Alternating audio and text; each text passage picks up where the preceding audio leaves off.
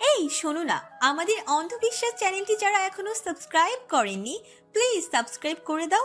আর অল্প কিছু সাবস্ক্রাইবার হলে 1 লক্ষ পরিবার হবে। সবাই প্লিজ সাবস্ক্রাইব এবং বেশি বেশি শেয়ার করে দাও প্লিজ। কিছু না বলেই আবারও সামনে তাকে বাইক চালানোতে মন দেয়। বেশ সাবধানতার সহিত মাশরাফি বাইক চালাচ্ছে, ধীরে ধীরে এগুচ্ছে। মাহিরা বিরক্ত হয়ে বলে, ভাইয়া এর চেয়ে হেঁটে গেলেও তো আরো আগে পৌঁছাতে পারবো। তো জানা বারণ কে করেছে? একটু জোরে চালাও না, দেরি হয়ে যাচ্ছে তো। হ্যাঁ, জোরেই চালাই, আর পিছনেরটা উড়ে যাক। না না ভাইয়া, আপনি জোরে চালান, আমি শক্ত করে ধরছি, পড়বো না। বুঝিস, কিন্তু কিছু হলে দোষ কিন্তু আমাকে দিতে পারবি না।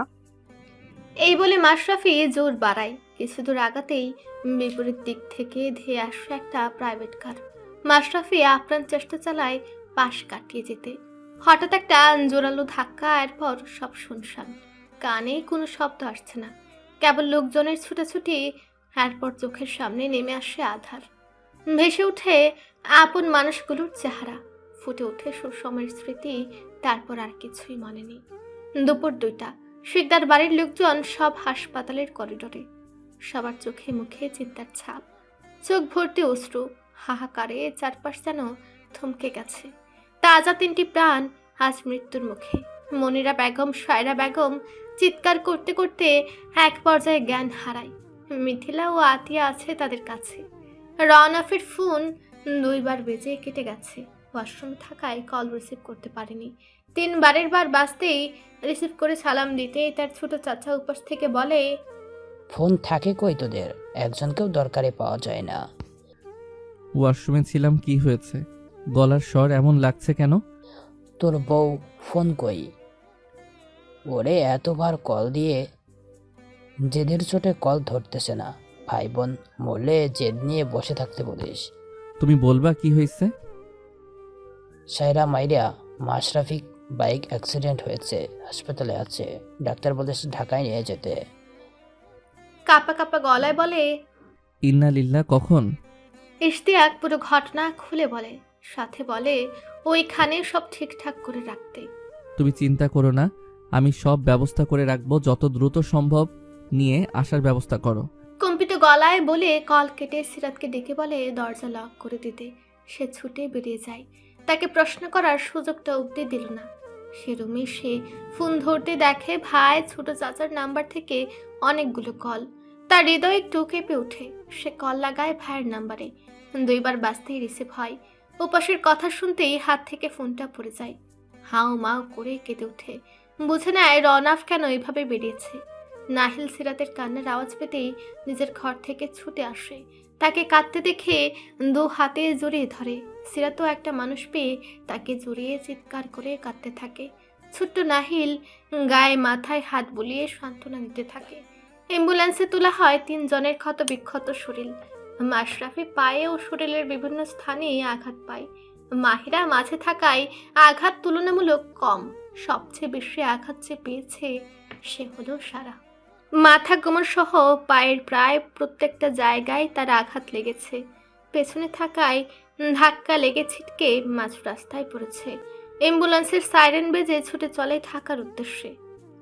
অ্যাম্বুলেন্স প্রায় চলে এসেছে। রওনা বারে বারে তার ছোট চাচা ও রামিমকে কল করে খবরাখবর জানছে।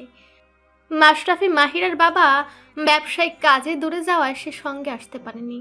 সেও রওনা দিয়েছে ঢাকার উদ্দেশ্যে। রওনাফি থেকে সব ব্যবস্থা করে ফেলেছে। তার পকেটে থাকা ফোনটা অনবরত বেজে চলেছে। সুরগুলে তা কানে আসেনি। ফাঁকা জায়গায় আসতে এটার পায় ভাবে রামিম বা ছোট চাচা, কিন্তু স্ক্রিনে ভাসছে সিরাতের নাম্বার। তার টনক নড়ে। মেয়েটাকে আসার সময় কিছুই জানায়নি। জানানোর মতো স্থির মস্তিষ্ক বা সময় কোনোটাই তার হাতে ছিল না। তাই তো ছুটে বেরিয়ে এসেছিল। এতক্ষণে হয়তো সবটা জেনেছে। কি করছে, কি অবস্থায় আছে তা তার জানা নেই। নাজুক প্রকৃতির মেয়েটার চিন্তা হানা দেয় মস্তিষ্কে। ফোন রিসিভ করতেই নাহেলের উদ্বিগ্ন স্বর ভেসে আসে। শুনতে পাচ্ছে। সদ্বিদ ফিরে পায় সে। কি হয়েছে বাবা? তোমার মাম্মা ঠিক আছে? না বাবা, মিশু ঠিক নেই, খুব কান্নাকাটি করছে। চাচু ফোন করে বলেছে ফুফিদের অ্যাক্সিডেন্ট হয়েছে, তা শুনে কান্নাকাটি করছে। বাবা, আমার কথা মন দিয়ে শোনো। বাবা, ফিরতে একটু সময় লাগবে, ততক্ষণ তুমি তার খেয়াল রাখবে, কেমন? তার কাছেই থাকবে, একদম একা ছাড়বে না। ঠিক আছে বাবা, তুমি তাড়াতাড়ি আসো, আমি আছি মিশুর পাশে। সিরাত খবর পাওয়ার থেকে কেঁদে যাচ্ছে। কাঁদতে কাঁদতে গলা বসে গেছে তার। নাহিল কথা বলা শেষ করে ফিরে আসে সিরাতের কাছে। নাহিল এগিয়ে তার পাশে বসে। সিরাত তাকে বলে, তোমার বাবার সাথে কথা বলেছো? হ্যাঁ বলেছে, আসতে দেরি হবে। আবার কল দাও, তাকে কথা বলবো আমি। নাহিল আবারও কল দেয় রওনাফের ফোনে। 2 বার কল দিতেই রিসিভ হয়। হ্যাঁ বলো। সিরাত নাহিলের থেকে ফোন নিয়ে বলে, কোথায় আপনি? আমাকে কেন নিয়ে যাননি, একটু বলেনও নি। ভেজা গলায় বলে, কান্না করে না, শান্ত হও। কি শান্ত হব? আমার ভাই বোন সব মরতে বসেছে আর আমাকে শান্ত হতে বলছেন? আমি তখন বলার অবস্থায় ছিলাম না সোনা, ওদের ঢাকায় নিয়ে আসছে। কি অবস্থায় ওরা? আমাকে নিয়ে যান, আমি যাব। এমন করলে হবে? আসবে তো, ওদের নিয়ে আসুক, তুমি একটু শক্ত থাকো, আমি দ্রুত আসব, ততটুকু সময় একটু শান্ত থাকো। সিরাতের আর তার কথা শুনতে ইচ্ছে হলো না। মুখের উপর কল কেটে দেয়। পরপর 3টা অ্যাম্বুলেন্স এসে থামে হাসপাতালের ইমার্জেন্সি ওয়ার্ডের সামনে। ওয়ার্ড বয় নার্সরা স্ট্রেচার নিয়ে ছুটাছুটি করছে। খবর পেয়ে রওনাফ ছুটে আসে। এসে দেখে তার চাচা, ছোট চাচা ইশতিয়াক দাঁড়ানো। ছুটে যায় তাদের দিকে। আরাফাত শিকদার রওনাফকে দেখে কেঁদে ফেলেন। রওনাফ তাকে এক হাতে জড়িয়ে রাখে। সান্ত্বনা দেওয়ার ভাষা তার নেই। ইশতিয়াকের কাছ থেকে সারার অবস্থা সহ বাকিদের অবস্থাও জানে। অন্যদের সাথে সাথে সহায়তা করে ভেতর থেকে একে একে বের করা হয় 3 জনকে। প্রথমে মাহিরা, এরপর মাশরাফি, এরপর সারা। মাশরাফির দিকে তাকাতেই অক্ষিপটে ভেসে ওঠে পুরনো কিছু দৃশ্য। ভাইয়েরা তার খুব কাছে, ছোট বড় কত আবদার ছিল তার কাছে। প্রতিবার ঢাকা থেকে বাড়ি যাওয়ার সময় জোরে দিত কত আবদার। আজ তাদেরই একজনকে এভাবে দেখতে হবে, তা ছিল কল্পনাতীত। সবার শেষে নামানো হয় সারাকে। সারাকে দেখে তার বুক কেঁপে ওঠে। অতটুকু শরীরে কত কত আঘাতের চিহ্ন। ভাইরা ছিল যত কাছের বোনগুলো ছিল ততটাই দূরের। চঞ্চল প্রকৃতির সারা সর্বদা ঘরটাকে মাতিয়ে রেখেছে। আজ সেই চঞ্চলতা কেড়ে নিয়েছে একটা রোড অ্যাক্সিডেন্ট। সমস্ত নিয়ম কানুন শেষে নেওয়া হয় ওটিতে। বাড়ির প্রতিটা মানুষ হাসপাতালের বারান্দায় চিন্তিত ভঙ্গিতে বসে আছে।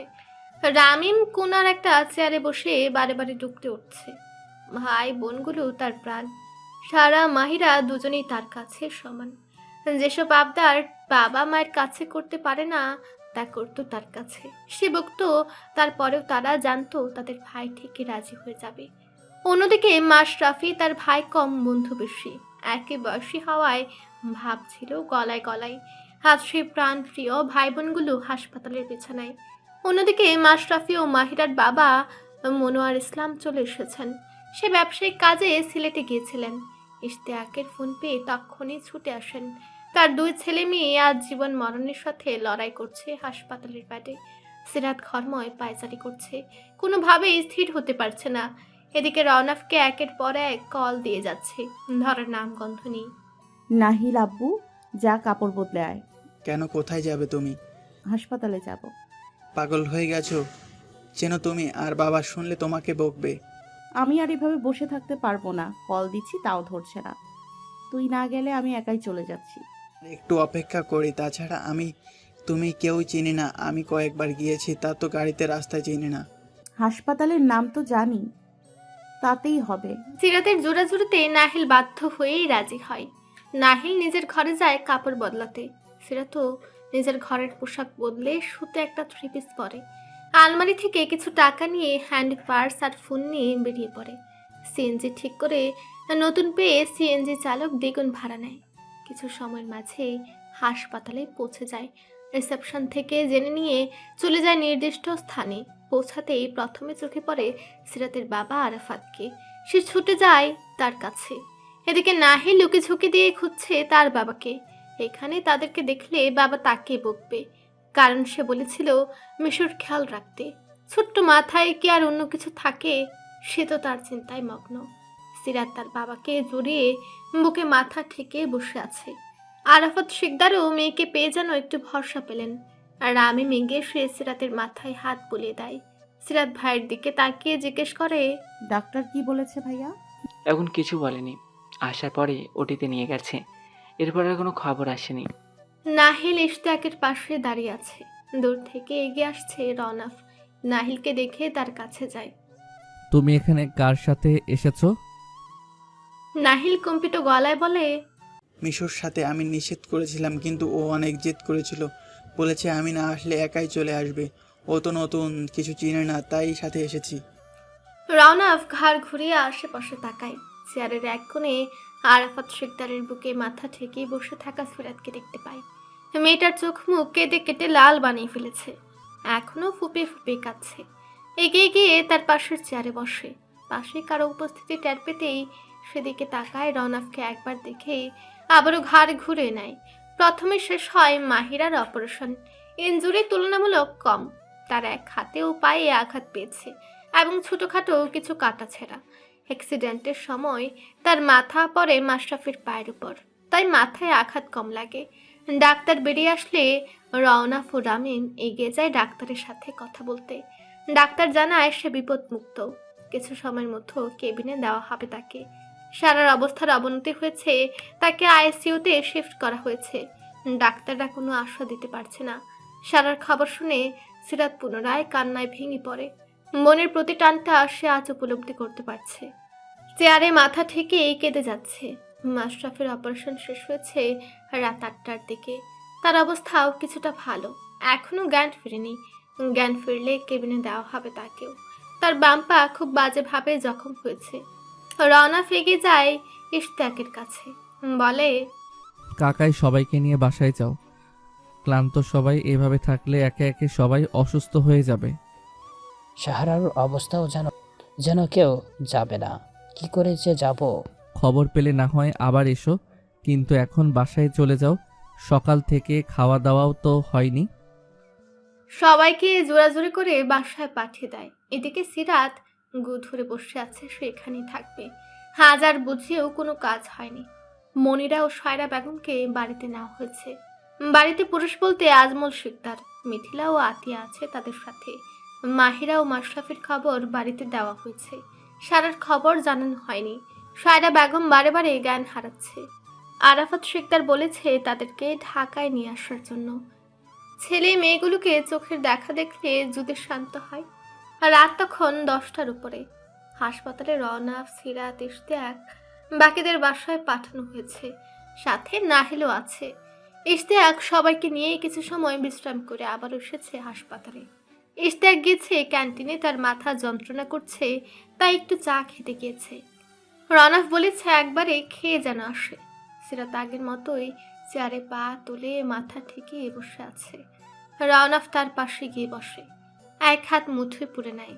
সিরাত তার দিকে তাকিয়ে আবারও মুখ ফিরে নেয়। রওনাফ তাকে টেনে কাছে নিয়ে আসে। সে দূরে যেতে চায়, কাছে টেনে এনে মাথাটা বুকের সাথে চেপে ধরে। শরীর খারাপ লাগছে? হুম। খাবার এনেছি, একটু কিছু খেয়ে নাও। না। কি না? বোনের চিন্তায় নিজের শরীরও খারাপ করে ফেলবা। একটু খাও, না হলে অসুস্থ হয়ে যাবে। তখন তোমাকেও বাড়ি রেখে আসতে হবে। সিরাত মাথাটা হালকা উঁচু করে রওনাফের দিকে তাকিয়ে বলে, আমি বাসায় যাব না, আমাকে এখানে থাকতে দিন না একটু। এখানে থাকতে হলে খেতে হবে, খেয়ে নাও, কষ্ট করতে হবে না, আমি খাইয়ে দিচ্ছি। সিরাত মুচড়ামুচড়ি করে কোনো রকম খায়। খাওয়ার মাঝে রওনাফকে বলে, আপনি খাবেন না?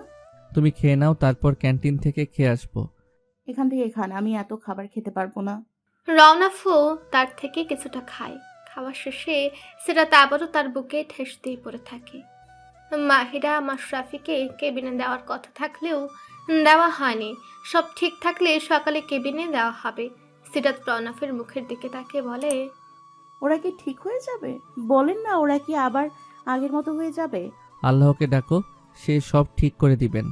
আপনি তো এত বড় একজন ডাক্তার, আপনি কেন কিছু করতে পারছেন না? বলতে বলতে ডুকরে ওঠে সে। রওনাফ তার মুখটা বুক থেকে তুলে এলোমেলো চুলগুলো কানের পিঠে গুজে চোখের পানি এক হাতে মুছে বলে, সোনা, সবসময় ডাক্তারদের হাতে সব থাকে না, সবই আল্লাহর হাতে। ডাক্তার তো কেবল উসিলা মাত্র। আমি শুনেছি ডাক্তার বলেছে শাহরার কোমরের হাড় ভেঙে গেছে। ওর ওর অবস্থা খুব খারাপ। মাশরাফি ভাইয়ার খবর তো দিতে পারছে। ওর কথা কেউ বলছে না কেন? রনফ কি বলবে তার কাছে বলার মতো কিছুই নেই। সিরাত জবাব না পেয়ে আবার বলে, আপনি দেখেছেন ওদের? আনার পরে একবার দেখেছিলাম।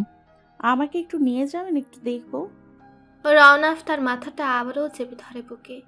এখন সারার কাছে যাওয়ার অনুমতি কারণে সিরাত আবারও হাও মাও করে কেঁদে ওঠে। রওনাফ তার মাথায় হাত বুলিয়ে দিয়ে বলে, কাঁদে না, কেঁদে কেটে গলা বসিয়ে ফেলেছ, শান্ত হও, আল্লাহর কাছে দোয়া করো। এক সময় তার বুকে ঘুমিয়ে যায়। অত্যাধিক ক্লান্তিতে চোখে ঘুম নেমেছে। ইশতিয়াক এসে তাদের একসাথে দেখে সরে যেতে নেয়। রওনাফ তাকে ডেকে পাশে বসতে বলে। দুজোড়া চোখে সারা রাত ঘুম নামে না। আজমল সাহেব অন্যদের নিয়ে ঢাকাতে আসে। জমজমাট শিকদার বাড়ি আজ সম্পূর্ণ ফাঁকা। বাড়ি মাথিয়ে রাখা মানুষগুলো যে আর স্বাভাবিক নেই। তাদের নিয়ে প্রথমে যাওয়া হয় রওনাফদের ফ্ল্যাটে। গতরাতে রায়হান ও আয়শা বাড়িতে না থাকায় তাদের খবর জানে না। বাসায় এসে যখন শুনলো, তারাও সামিল হয় এই শোক সভায়। অতি কাছের বন্ধুটি আজ এত বড় বিপদে পড়েছে, তার মন তো কাঁদবেই। সকালে রওনাফ, সিরাত, ইশতিয়াক বাড়ি আসে। হাসপাতালে যায় রামিম, আরাফাত ও মনোয়ার সাহেব। দুপুর 2টায় মনিরা ও সায়রাকে হাসপাতাল থেকে ঘুরিয়ে আনা হয়েছে। সেখানে থেকে গেছে মিথিলা। সিরাত আসার পর থেকে বিছানা নিয়েছে। সায়রা বেগম টলমল পায়ে সিরাতের ঘরে ঢোকে। সিরাত মাকে দেখে উঠে বসে। সায়রা তার কাছে গিয়ে বসে। সিরাত মায়ের গতিবিধি বুঝে না, তবু চুপচাপ দেখে যাচ্ছে।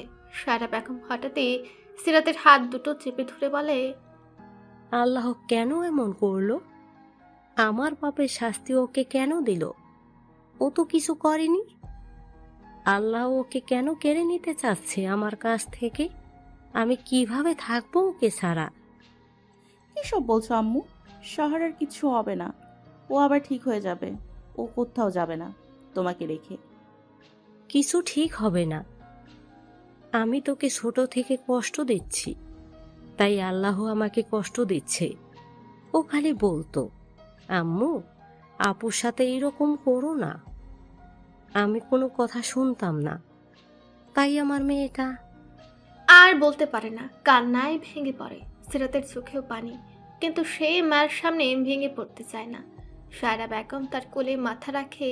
সে মায়ের মাথায় হাত বোলাতে থাকে। সায়রা বেগম প্রলাপ করতে করতে ঘুমিয়ে যায়। মাহিরার জ্ঞান ফিরেছে। তাকে কেবিনে শিফট করা হয়েছে। অন্যরা একে একে দেখা করে গেছে। মাহিরা কেবল চোখের পানি ফেলতে থাকে, কারোর সাথে কোনো কথা বলেনি। কেবল ফ্যালফ্যাল করে সিলিংয়ের দিকে চেয়েছিল। রওনাফের আজ নাইট ডিউটি পড়েছে। সে বেশ কয়েকবার মাশরাফি ও মাহিরাকে দেখে গিয়েছে। মাহিরা একটু আধটু কথাও বলেছে। সারাকে কাজের বাইরে থেকে দেখেছে সবাই, পুরো শরীর ব্যান্ডেজে মুড়া, মুখে অক্সিজেন মাস্ক।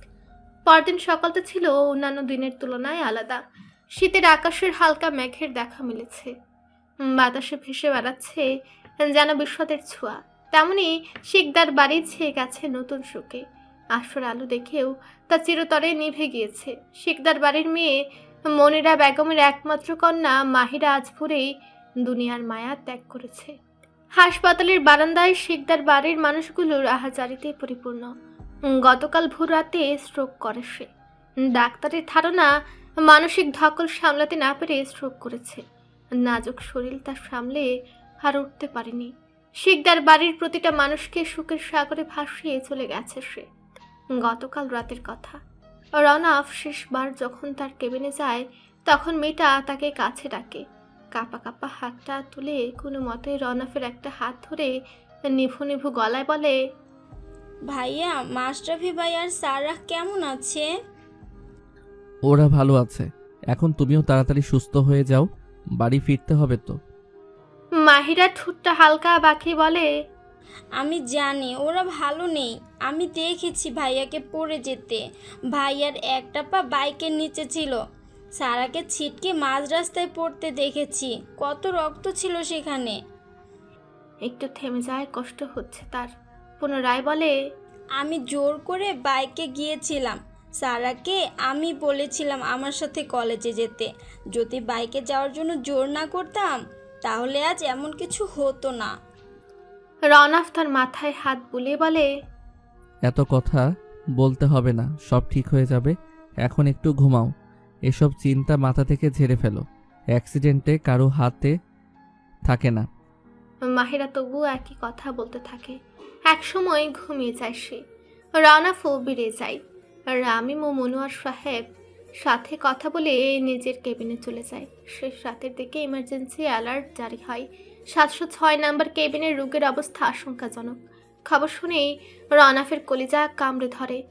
কোন পরীক্ষা নিচ্ছে তার পরিবারের উপর। সেই কেবিনে মাহিরা আছে। সে ছুটে যায় সেদিকে, গিয়ে দেখে ডাক্তার নার্সদের ছুটাছুটি। এখনই আইসিইউতে শিফট করতে হবে। আইসিইউতে নেওয়ার ঘন্টাখানেক পর সে সব অভিযোগ কাঁধে নিয়ে বিদায় নেয় দুনিয়া থেকে। হাসপাতালের সব নিয়মকানুন শেষ করে মাহিরার লাশ তোলা হয় লাশবাহী গাড়িতে। প্রায় সকলেই ফিরে যাচ্ছে রাজশাহীতে আপনজনকে বিদায় জানাতে। ঢাকাতে আছে রামিম, রনফ, সায়রা, মিথিলা। ইচ্ছা থাকলেও সবাই যেতে পারছে না, কেননা এদিকে হাসপাতালে পড়ে আছে তাদের আরও দুজন আপনজন। তাই এখানে থাকাটাও জরুরি। বেলা 11:30টায় লাশবাহী গাড়িটি রওনা হয় রাজশাহীর উদ্দেশ্যে। গাড়িতে আছে ইশতিয়াক, বাকিরা আলাদা গাড়িতে যাচ্ছে। তাদের সঙ্গে সিরাতও আছে, প্রাণপ্রিয় বোন তার। একসাথে চলার সঙ্গী তার বিদায়বেলা সে উপস্থিত থাকবে না তা কি করে হয়?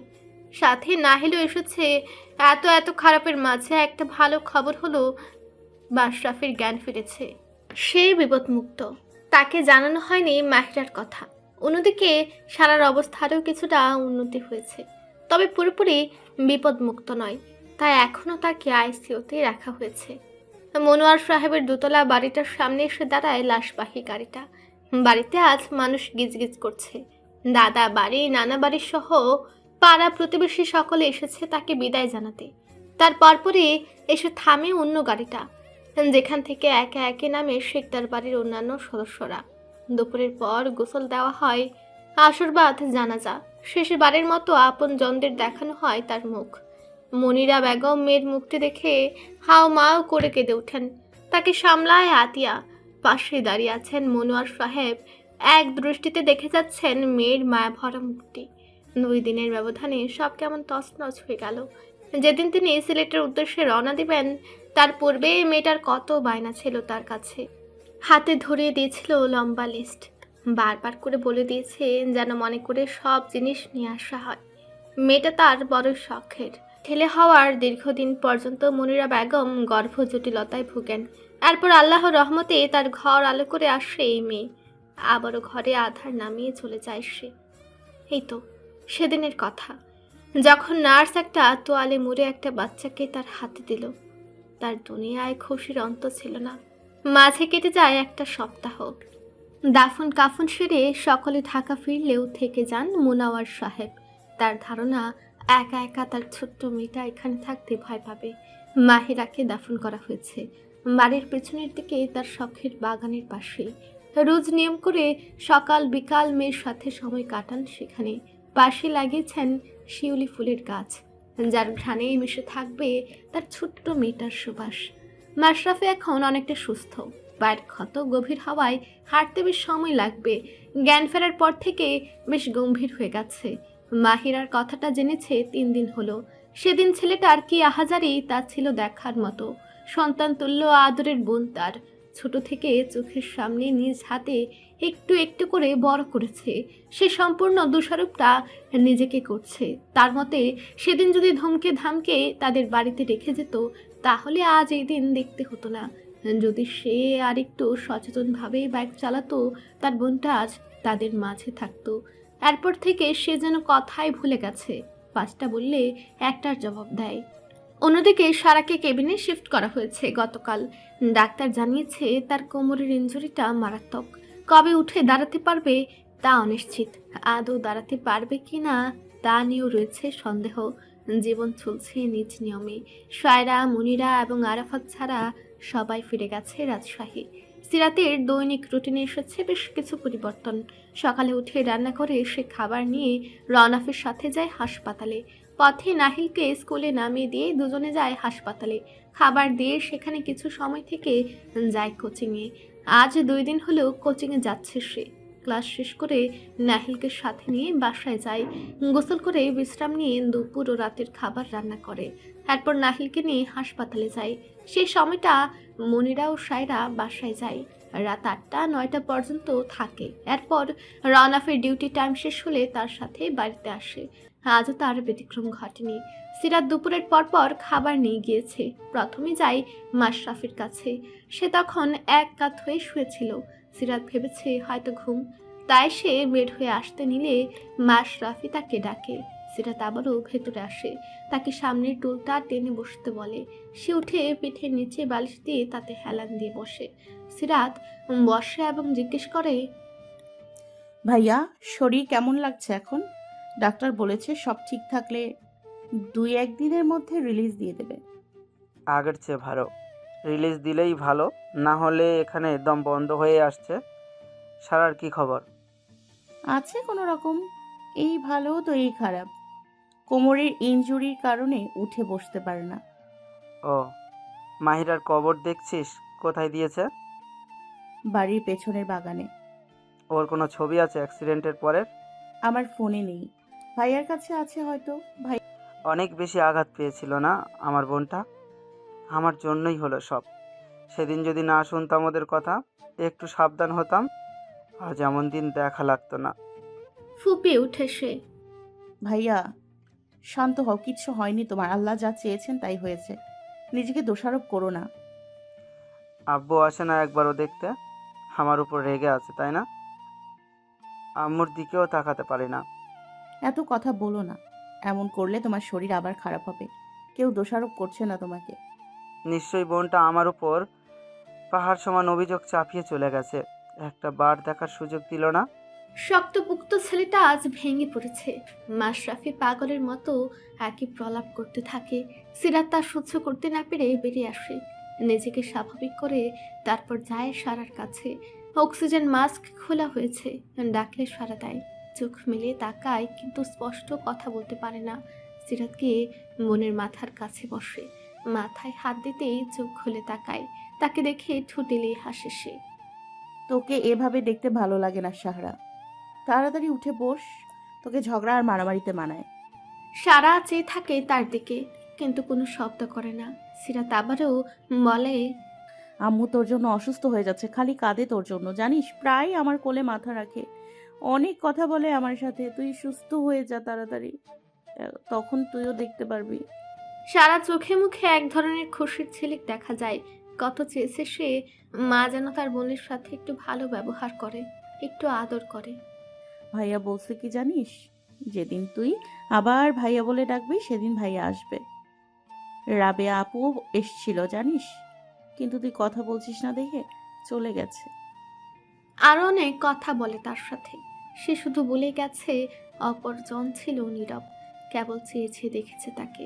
তার কথা শুনে কখনো হেসেছে, আবার কখনো মন খারাপ করেছে। রাত 8টা, সায়রা, মনিরা ও আরাফাত তারা হাসপাতালে এসেছে। আর মাঝে 2 দিন আতিয়া এসে গেছে। সংসার ব্যবসা সামলাতে ওখানে কাউকে দরকার, তাই অন্যরা সময় করে উঠতে পারছে না। সিরাত, রওনা, ফুনাহিল রওনা দিয়েছে বাড়ির উদ্দেশ্যে। সিরাত পাশের জানালায় মাথা ঠেকিয়ে বসে আছে। শরীরের ক্লান্তি জেগে ধরেছে। শরীরের ক্লান্তির চেয়ে মানসিক ক্লান্তি তাকে বেশি গ্রাস করেছে। একটা ঝড় উঠল, পুরো পরিবারটাকে তছনছ করে দিল। একজন সদস্যকে কেড়ে নিল, বাকি 2 জনকে প্রায় পঙ্গু বানিয়ে দিয়েছে। মাশরাফির হাঁটার আশা দিলেও সারার বিষয়ে তারা কিছু বলছে না। যে ক্ষত তৈরি হয়েছে তাতে তার পরিবার হয়তো কখনো আর স্বাভাবিক জীবনে ফিরতে পারবে না। রওনা বেশ কয়েকবার সামনের আয়নায় সিরাতের মুখটা পর্যবেক্ষণ করেছে। কয়েকদিনের ধকলেই মেয়েটার চেহারা ভেঙে গেছে একদম। চোখে মুখে ক্লান্তি ঠিকরে পড়ছে। বাসায় পৌঁছে সিরাত নাহিলকে তার রুমে পাঠিয়ে সেও চলে যায় নিজের ঘরে। কাপড় বের করে ওয়াশরুমে ঢুকে একেবারে গোসল করে বের হয়। হাসপাতালের গন্ধ আর মানুষের গিজগিজ করা পরিবেশ থেকে ফিরলে গা ম্যাচ ম্যাচ করে। তার বের হওয়ার পরপরই রওনা যায়। সিরাত খাবার গরম করে টেবিলে এনে গুছিয়ে রাখে। বেশি দেরি করলে নাহিল না খেয়ে ঘুমিয়ে যাবে। নাহিলের কাছে যায় তাকে ডাকতে। নাহিলকে ডাকতে গিয়ে দেখে সে পড়ছে। এসে ফ্রেশ হয়ে পড়তে বসেছে। তাই সিরাত তাকে আর বিরক্ত করে না, প্লেটে খাবার নিয়ে তার রুমে যায়। চেয়ার টেনে পাশে বসে ভাত মাখিয়ে মুখের সামনে ধরে।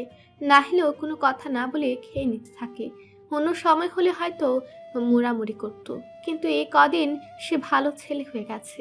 কোনো কিছু নিয়ে জোরাজুরি করতে হয় না, এক বাক্যে মেনে নেয়। কারণ মিশুর মন আজকাল ভালো নেই।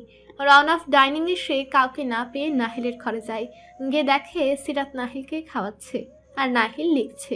কয়টা দিনের মাঝে মেয়েটা কত বড় হয়ে গেছে, পুরো সংসার একা হাতে সামলাতে শিখেছে। মা হওয়ার দাবি না রেখেও যেন মা হয়ে গেছে। সবার দিকে খেয়াল তার, কেবল নিজের দিকে বাদে। রওনাফ গিয়ে ডাইনিংয়ে বসে, সিরাতের জন্য অপেক্ষা করে। সিরাত নাহিলকে খাইয়ে দিয়ে প্লেট হাতে বেরিয়ে আসে। ডাইনিংয়ে রওনাফকে বসে থাকতে দেখে বলে, আপনি না খেয়ে বসে আছেন কেন? খাবার তো বেড়ে রেখেই গিয়েছে। তোমার জন্য অপেক্ষা করেছিলাম, এসো খেয়ে নিবে। সিরাত আর কথা বাড়ায় না, প্লেটটা রান্নাঘরে রেখে হাত ধুয়ে খেতে বসে। খাওয়া শেষ করে সিরাতকে রুমে পাঠিয়ে দিয়ে রওনাফ ছেলের কাছে যায়। নাহিল পড়া শেষ করে সবে মাত্র উঠেছে, বই খাতা গোছাচ্ছে। রওনাফ এগিয়ে যায় তার কাছে। বাবাকে দেখে এক গাল হেসে দেয় নাহিল। রওনাফ এগিয়ে গিয়ে ছেলেকে বলে, অনেক রাত হয়েছে বাবা, ওয়াশরুমে যাও, দাঁত ব্রাশ করে বের হবে। আমি বই খাতা গুছিয়ে রাখবো। নাহিল মাথা নেড়ে ওয়াশরুমে চলে যায়। বই খাতা গুছিয়ে ব্যাগে রাখে। কাল স্কুলে যেগুলো প্রয়োজন বাকিগুলো টেবিলে তাকে গুছিয়ে রাখে। বিছানা সিরাত গুছিয়ে রেখে গিয়েছে আগেই। সিরাত আসার পর থেকে তারা অর্ধেক কাজই কমিয়ে দিয়েছে। ছেলের বেশিরভাগ কাজই সিরাত করে। রওনাফের কাজও করে কিছু কিছু, যেমন হটপটে খাবার গুছিয়ে দেওয়া, হাসপাতালে যাওয়ার আগে শার্ট প্যান্ট গুছিয়ে রাখা, আসার পর শরবত বা কফি করে দেওয়া, টুকটাক সবটাই করে। এখন রওনাফ রান্নাঘরে যায় না বললেই চলে। যায় না বললে ভুল হয়, যাওয়ার সুযোগ হয় না। রান্নাঘর সিরাত দখল করে নিয়েছে, সেখানে তার কোনো অধিকার নেই। ভাবতেই আনমনে হাসি ফুটে তার মুখে।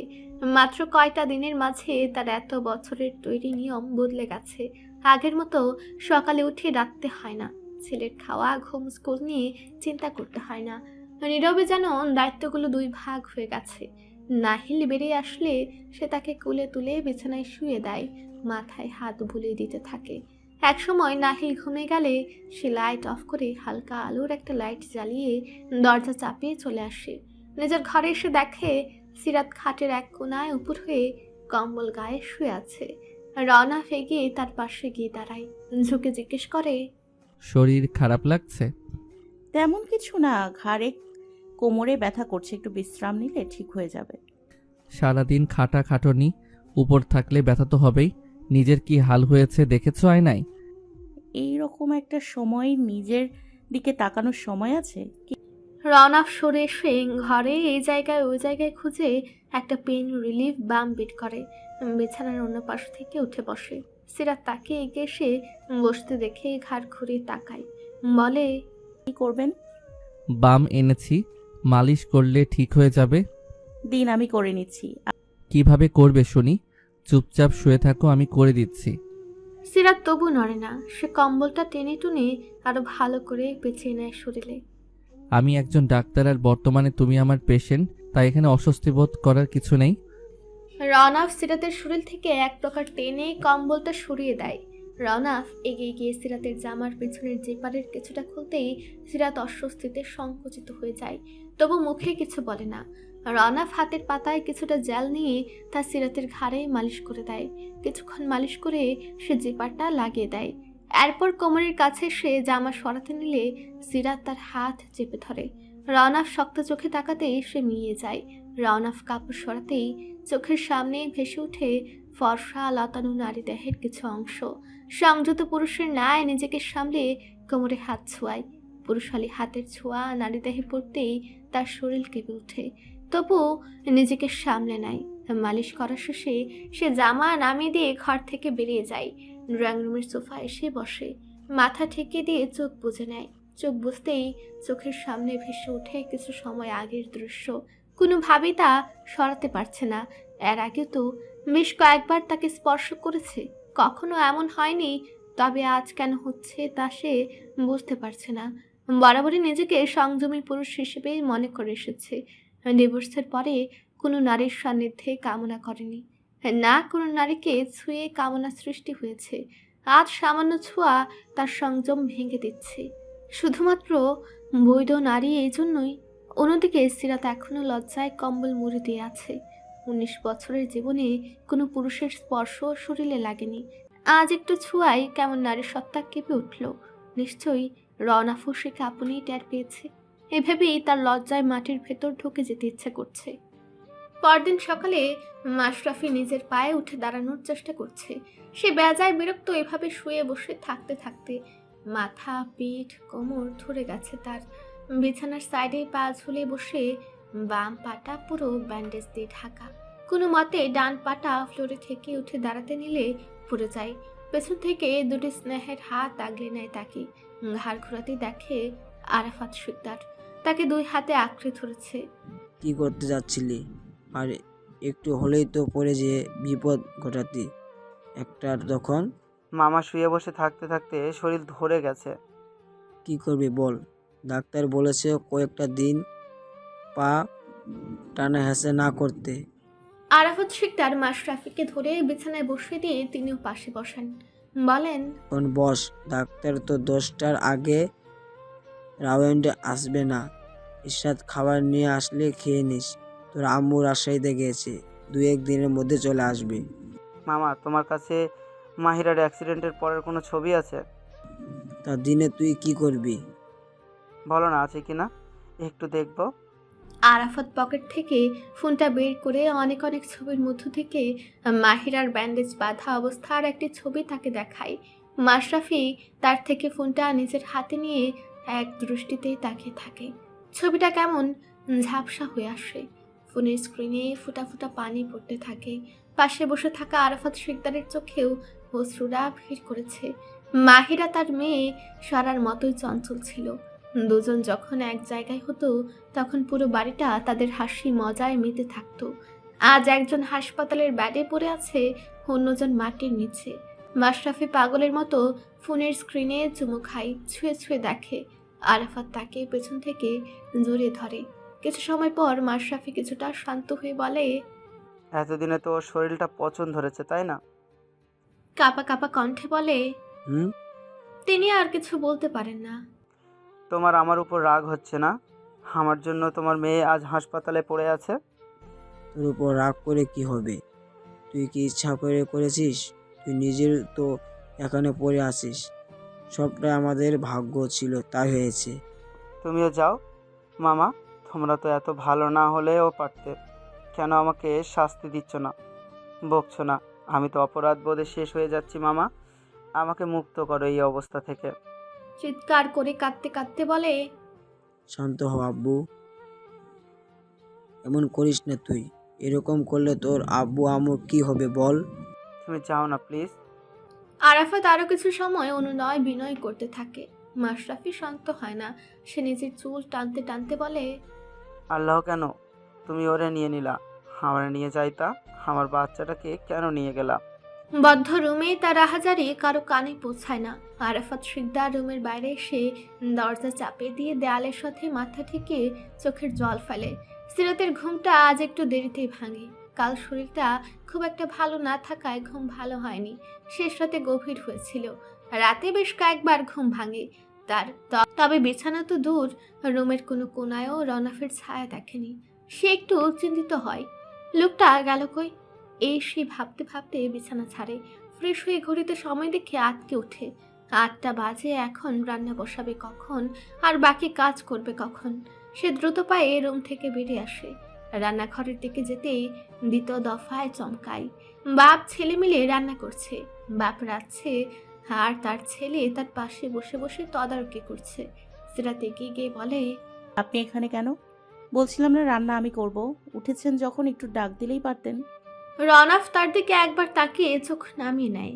মাথা নামিয়ে রান্নার দিকে মন দিয়েই বলে, তুমি ঘুমিয়েছিলে তাই ডাকিনি। রোজই তো তুমি করো, আর আমি তো আগেও করেছি। তুমি গিয়ে অন্য কাজ সেরে নাও, আমি রান্নাটা শেষ করছি।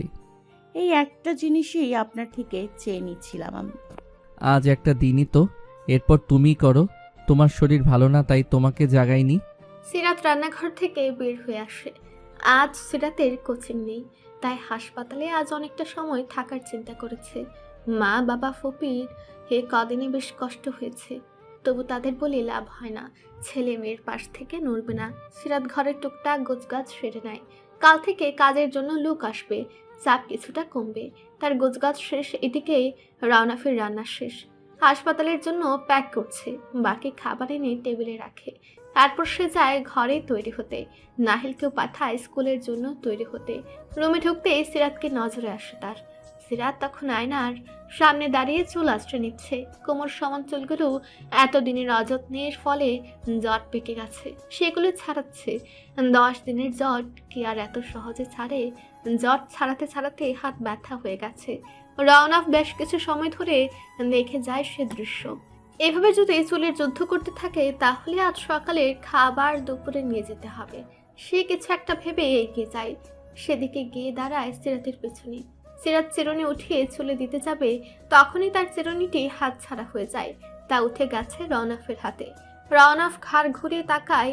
রওনাফ তা দেখে মাথাটা সামনের দিকে ঘুরে দেয়। সে ধীরে ধীরে চুলের মধ্যে চিরুনি চালায়। রওনাফ এবার বুঝেছে কেন সে চুলের সাথে যুদ্ধ করছিল। 10 থেকে 15 মিনিটের মাথায় নিজের কাজ শেষ করে সিরাতের থেকে দূরে সরে দাঁড়ায়। সিরাত থ মেরে দাঁড়িয়ে থাকে। রওনাফ কাবার থেকে কাপড় বের করে সিরাতের উদ্দেশ্যে বলে, যে যুদ্ধ শুরু করেছিলে তাতে মাথায় টাক পড়ে যেত। একটু কটূক্তি করে বলে, হ্যাঁ, মেলা উপকার করলেন, এক্সপার্ট কি না। 4 বছরের অভিজ্ঞতা বলে কথা। গুনগুন করতে করতে ওয়াশরুমে ঢুকে যায়। এদিকে সিরাত ব্যঙ্গ করে বলে, 4 বছরের অভিজ্ঞতা, এত অভিজ্ঞতা সম্পূর্ণ মানুষ তো বউ ভেগে গেল কেন? ভেগেছে বলেই তো এই বয়সে এসে কপালে নোরা ফাতেহা পেয়েছি। রওনাফকে দরজায় দাঁড়িয়ে থাকতে দেখে হাঁক চুকে যায়। মুহূর্তেই সামলে নিয়ে বলে, নোরাফাতি কাকে বলছেন? অবশ্যই আমার বর্তমান বউকে। এই কোন দিক থেকে নোরাফাতি লাগে? ছি, কি জঘন্য। ছি বলো কেন? হ্যাঁ, শরীরের যা কাঠামো তাতে নোরাই লাগে। ভাবছি বেলি ড্যান্স দিলে না জানি কত সুন্দর লাগবে। মুখে দুষ্টু হাসি বজায় রেখে বলে, ছি, লজ্জা লাগে না মেয়েদের শরীর নিয়ে এসব মন্তব্য করতে? ছিয়ের কি আছে, ঘরের বউকেই তো বলছি। তা নোরা নোরা যে করেন, নোরাও কি আপনার বউ নাকি প্রেমিকা? শোনো মেয়ে, প্রতিটা পুরুষেরই একজন ক্রাশ থাকে, বাকিটা বুঝে নাও। তারা কতই না বোকা যারা আপনাকে সাধু পুরুষ ভাবে। বাইরে সালমান খান, ভেতরে ইমরান হাশমি। সিরাত গজগজ করতে করতে বের হয়ে যায় ঘর থেকে। শেষে কিনা নোরা ফাতিহের সাথে তুলনা করে, কি জঘন্য। কাল রাতের ওই ঘটনার জন্যই কি এমন বলল। রাতের কথা মনে পড়তেই রাগে লজ্জায় মাটির নিচে ঢুকে পড়তে মন চাচ্ছে। এদিকে রওনাফ থ মেরে দাঁড়িয়ে আছে। ইনডিরেক্টলি তাকে লজ্জা বলে গেল মনে হলো। সে তো সত্যি কথাই বলেছে। আর নুরা তার পুরনো ক্রাশ। এখন কাউকে ভালো লাগাটাও কি দোষের? মেয়ে মানুষের প্রশংসা করলেও দোষ। কোথায় ভাবলো মেয়েটার মন খারাপ প্রশংসা করলে মন ভালো হবে, এই আশায় সে আর কিছু ভাবে না। এরপর ফটাফট রেডি হয়ে খাবার টেবিলে যায়।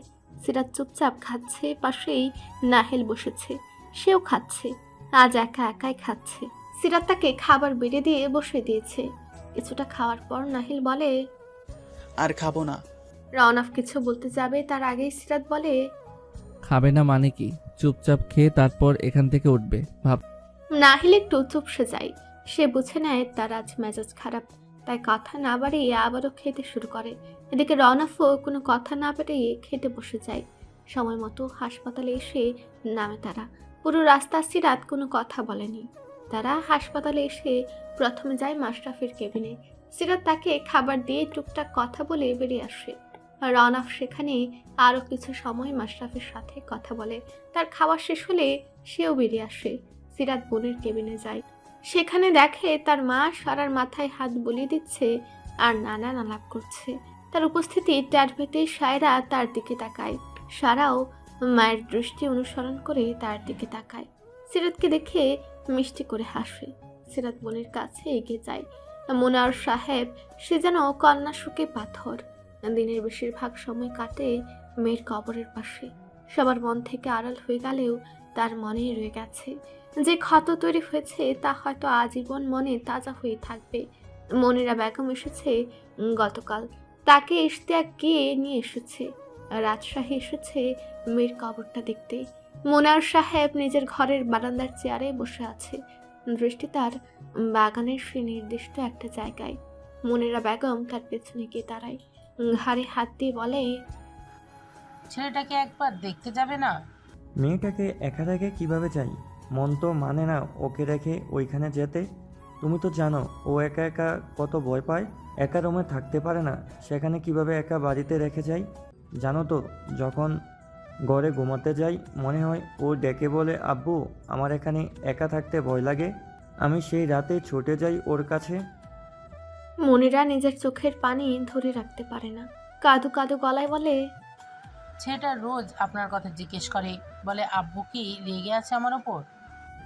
তাকে বলো আব্বু তার উপর রেগে নেই, রাগ কার উপর করব? নিয়তিতে যা ছিল তাই হয়েছে, তার জন্য তার আম্মু আছে সেখানে। এখানে আমি আমার মেয়েটার পাশে একটু থাকতে চাই। মনিরা আর কিছু বলে না। বেঁচে থাকতে মেয়েও ছিল যেমন বাপ পাগল, বাপটাও তেমন মেয়ে পাগল।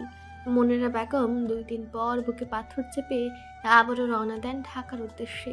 সাথে আছে রামিম ও মিথিলা। মাশরাফির রিলিজ দিবে আজ। কয়টা দিন রওনাফির বাসায় রেখে সাথে নিয়ে রাজশাহী ফিরবে। আজ মাশরাফির রিলিজ করা হবে, বন্দি দশা থেকে মুক্ত হবে। রওনাফির আজ ডিউটি নেই, তাই সকাল সকাল হাজির হয়েছে হাসপাতালে মাশরাফিকে আনতে। রিলিজ দেওয়ার পর যখন কেবিনের জিনিসপত্র গোছাতে ব্যস্ত, সবাই সেই সুযোগে রায়হানের সাহায্যে সারার রুমে যায় সে। সারার রুমে কেবল সিরাত একা, বোনের সাথে টুকটাক কথা বলছিল। মাশরাফিকে রুমে দিয়ে রায়হান চলে যায়। দেয়ালে এক হাত রেখে অন্য হাতে স্ক্র্যাচে ভর দিয়ে দাঁড়িয়ে আছে সে। এক দৃষ্টিতে তাকে আছে সারার দিকে। সিরাতকে বলে, একটু বাইরে যা কথা আছে ওর সাথে। সিরাত বলে, ভাইয়া ও কথা বলতে পারে না। শুনতে তো পারবে, তাতেই চলবে।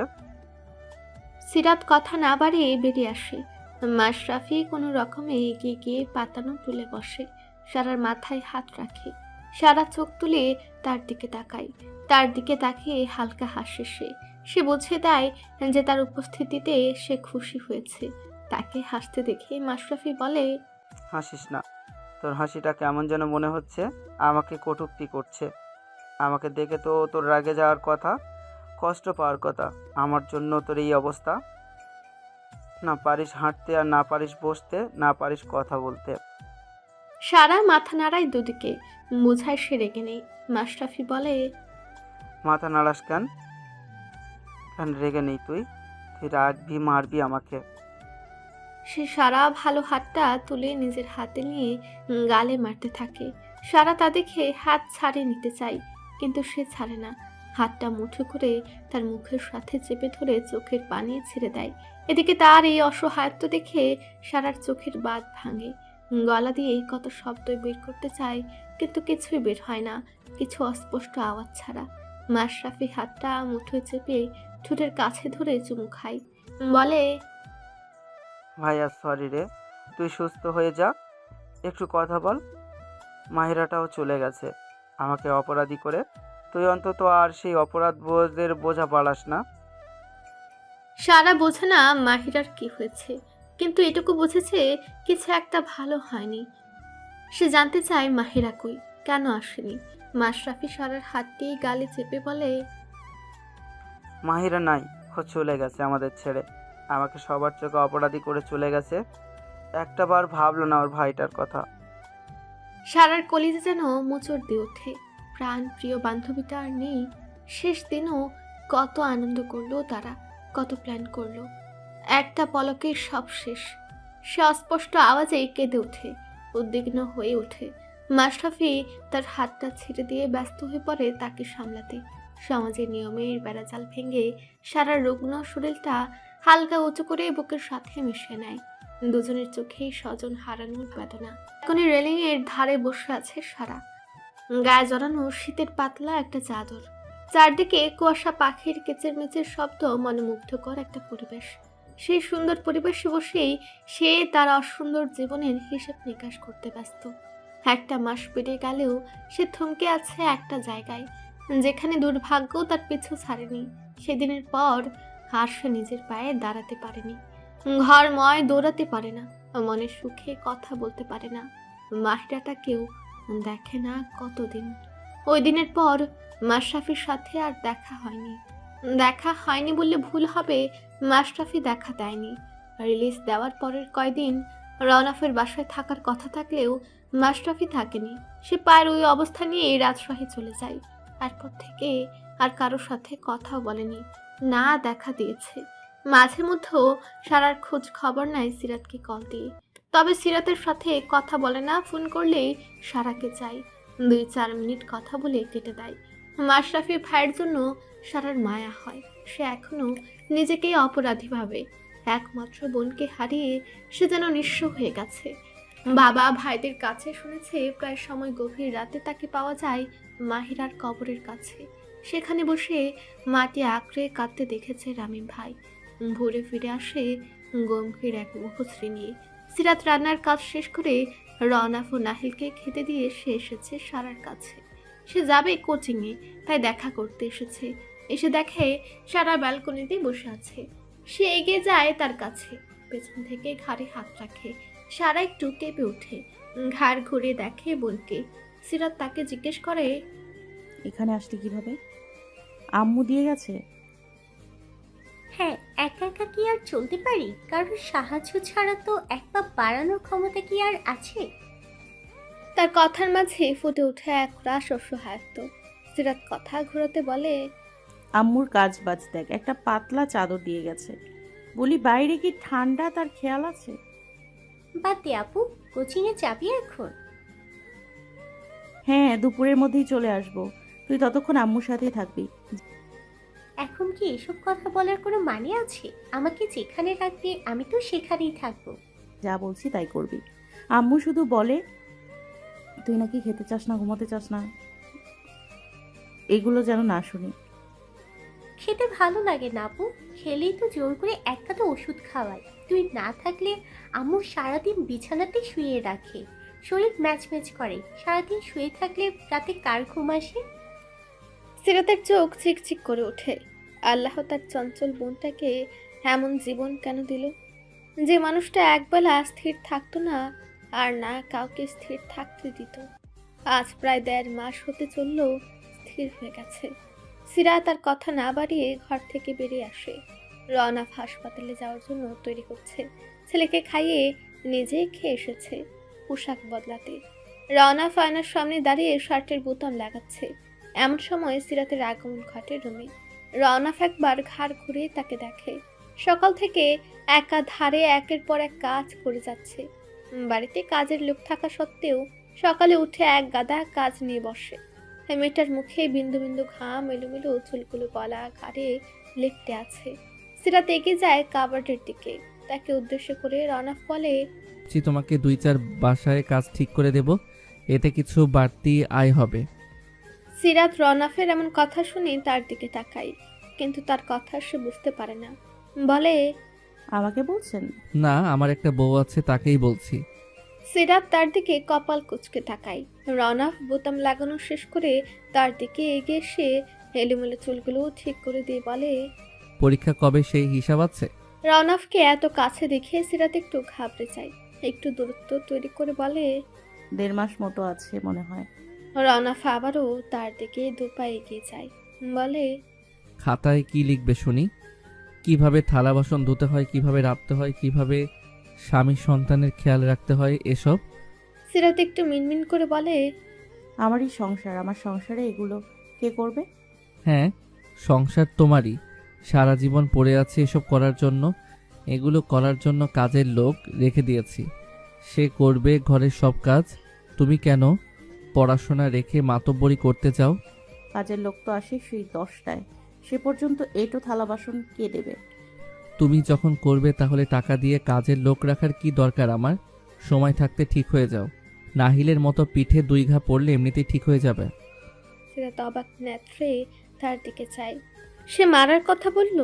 এর জন্য আপনি আমার গায়ে হাত তুলবেন? শুধু এটুকুর জন্য না, তোমার সব কাজের জন্যই ধরে মাইর দেওয়া উচিত।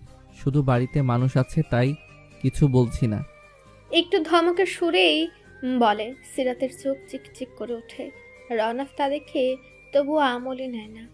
বড় মুখ করে বলে এনেছিল বাড়ি থেকে যে এখানে বসে পড়া হবে, কিন্তু এই মেয়ে যা শুরু করেছে তাতে পড়াশোনার পাও হচ্ছে না। কান খুলে শুনে রাখো, আজ যা করেছো করেছো, কাল থেকে রান্না ছাড়া অন্য কোনো কাজে যেন হাত দিতে না দেখি। সন্ধ্যা হলেই পড়তে বসবে, রাত 11টার আগে টেবিল থেকে নড়তে যেন না দেখি। ফাঁকিবাজির একটা লিমিট আছে। সন্ধ্যা হলেই ঢুকে পড়ো রুমে, খাওয়ার সময় এক পলক বের হও, আবার গিয়ে ঢোকো। সিরাত মাথা নাড়িয়ে সায় জানায়, মাথা নিচু রেখে বলে, সাহারা একা একা থাকতে চায় না। আম্মু সারা দিন ওকে শুয়ে রাখে, তাই একটু ওকে সঙ্গ দিতে চাই। তার চোখে পানি টলমল করছে। রওনাফ আরেকটু এগিয়ে তার কোমরে হাত রাখে, টেনে নিজের সাথে মিশিয়ে নেয়। সিরাত হাঁক চুকে উঠে ছাড়িয়ে নিতে চায়, তবু রওনাফ ছাড়ে না, মিশিয়ে রেখে বলে, দুপুরের পর থেকে সন্ধ্যা পর্যন্ত সঙ্গ দাও, সমস্যা নেই, কিন্তু সন্ধ্যার পর পড়তে বসবে। তোমার বাবা চাচাকে বড় মুখ করে বলে এসেছি তোমার পড়াশোনার দায়িত্ব আমার। এখন তুমি যদি একটু চেষ্টা না করো, আমার কথার কোনো দাম থাকবে? সিরাত চাবি ঘোরানো পুতুলের ন্যায় দুদিকের মাথা নাড়ে। রওনাফ তার কপালের ছোট চুলগুলো সরিয়ে বলে, অন্তত আমার জন্য হলেও এতটুকু করো। তোমার এই গাফিলতির জন্য তো মার কথার খেলাফ হবে, তাই না? বাবা বলেছিল পরীক্ষার পরে এখানে আনতে, কিন্তু তুমি তো আগেই আসতে চেয়েছো, তাই নিয়ে এসেছি। এখন পড়াটা মন দিয়ে না পড়লে তখন পরীক্ষার রেজাল্ট খারাপ হবে, তার দায়টা তো আমার উপরেই পড়বে, তাই না? তাই আমার জন্য এটুকু কষ্ট করবে না? এরপর যা ইচ্ছে করবে, বাধা দেব না, করবে না এটুকু? সিরাত তার চোখের দিকে চেয়ে উপর নিচ মাথা নাড়ে, মানে সে করবে। রওনাফ তার অধর যুগল এগিয়ে এনে সিরাতের কপালের মধ্যখানে ছোঁয়ায়। সে ছোঁয়ায় ছিল না কোনো কামনা, কেবল এক পশলা স্নেহের বর্ষণ। সিরাত মন্ত্রমুগ্ধের ন্যায় পুরুষটির চোখের দিকে চেয়ে থাকে, এক ঘোরের মাঝে যেন। তো সময় চলে তাদের মাঝে নীরবতা। নীরবতা ভেঙে পুরুষটি বলে, can I kiss your lips? Sirat বুঝতে পারে না, চোখের পাতা ঝাপটে প্রশ্নবোধক চিহ্ন ঝুলিয়ে পুনরায় তার দিকে তাকায়। রওনাফ আবার বলে, প্লিজ ডোন্ট সে নো। সিরাত যেন এক ধ্যানের মাঝে আছে, আনমনে সায় জানায়। রওনাফের যেন তারা নিয়ে আজ কোনো। সে ধীর গতিতে অধর যুগল এগিয়ে নেয় কাঙ্ক্ষিত অধর জোড়ার দিকে। 1-2 সেকেন্ড করে সময় চলে যায়। 3 সেকেন্ডের মাথায় সিরাত তার অধরে পুরুষালী রুক্ষ উষ্ঠির ছোঁয়া অনুভব করে। তার শরীর ঝাঁকি দিয়ে ওঠে। বিপরীত দিকে থাকা মানুষটা তা উপলব্ধি করতে পারে। সে সময় ব্যয় না করেই এক হাতে জাপটে ধরে নারী দেহটিকে। অধরের মাঝে অধর, তবু তাদের কোনো নড়চড় নেই। রওনাফ ধীরে ধীরে সুথা পান করতে আরম্ভ করে। দুজন যেন দুনিয়ার বাইরে অবস্থান করছে। সময়ের হিসাব নেই, কত সময় অতিক্রম হলো জানা নেই। একটা সময় সে সিরাতও সায় দিতে শুরু করে। নারী উষ্ঠির চলন যেন রওনাফ নামক পুরুষটিকে আরো ব্যাকুল করে তোলে। সে ঠোঁট ছেড়ে এগিয়ে যায় কণ্ঠদেশে। টুকরো টুকরো চুম্বনে সিক্ত হতে থাকে সিরাতের কণ্ঠদেশ। সিরাত হাত উঠিয়ে রওনাফের শার্ট খামচে ধরে। হঠাৎ সিরাতের হুঁশ ফিরে, গলায় মত্ত থাকা পুরুষটিকে এক ধাক্কা দিয়ে দূরে সরিয়ে দেয়। মুখে হাত দিয়ে হাঁপাতে থাকে। এদিকে নিজের কাজে ব্যাঘাত ঘটায় বেজায় চটে গেছে রওনাফের মেজাজ। হাঁপাতে হাঁপাতে বলে, কি করলে এটা? কি করলাম মানে? একা একটা মেয়েকে ঘরে পেয়েছেন, অমনি সুযোগের সদ্ব্যবহার করতে আরম্ভ করেছেন। আজব, তা কি পাড়া প্রতিবেশী সব ডেকে এনে করতে হবে? আর সুযোগের সদ্ব্যবহার শুধু আমি না, তুমিও করেছ। আমি কি করেছি? অবাক হয়ে বলে, আমিও যা করেছি তুমিও তাই করেছ। তাই সুযোগ যদি নিয়েই থাকি, দুজনেই নিয়েছি। আহা, অশালীন প্রস্তাবটা কে দিয়েছিল? অশ্লীল প্রস্তাবে সাইকে দিয়েছিল। একটু থেমে আবার বলে, তুমি সিরিয়াস না করলে আমি কখনোই এসব প্রস্তাব দিতাম না। আমি সিরিয়াস করলে কেনই বা আপনি সিরিয়াস হবেন? কথাটা এমন বললে যে বিড়ালের সামনে মাছ রেখে বিড়ালকে বলা হলো মাছ খাবে না। মেয়ে মানুষের যত ঢং। গজগজ করতে করতে বেরিয়ে যায় ঘর থেকে। বিয়ে করছে কি সাজিয়ে রাখার জন্য, ধরতে গেলে ছ্যাত করে ওঠে। বিয়ে করেছে 2 মাস হতে যাচ্ছে, মাত্র একটা চুমুই তো খেয়েছে, বেশি কিছু তো করেনি। রওনাফ নাহিলকে নিয়ে গাড়িতে গিয়ে বসে। সিরাত ধীরে সুস্থে রেডি হয়ে নিচে আসে। বাড়ির সামনে পরিচিত গাড়িটা দেখে পেছনের দরজা খুলে উঠে বসে। একবারের জন্য সামনে বসা পুরুষটির দিকে তাকায় না। লজ্জা, সংকোচ, রাগ, অস্বস্তি মিলেমিশে একাকার। রওনা একবার সিরাতের দিকে তাকে মুখ ঘুরে নেয়, তাকাবে না ওই মেয়ের দিকে, আর কখনো কাছেও যাবে না। এমন একটা ভাব ধরলো যেন পরের বউ ধরেছিল। নেহাত পুরুষ মানুষ নিজের অনুভূতির উপর নিয়ন্ত্রণ রাখতে পারে না, তাই তো এমন করে বসে। নিজের ভাবনা সাইডে রেখে গাড়ি স্টার্ট দেয়। গভীর রাত, রাজশাহীর শেখ বাড়ির দোতলার কর্নারের রুমের বারান্দায় দাঁড়িয়ে আছে মাশরাফি। ঘুম নামক সঙ্গীটি আজকাল আর তাকে ধরা দেয় না।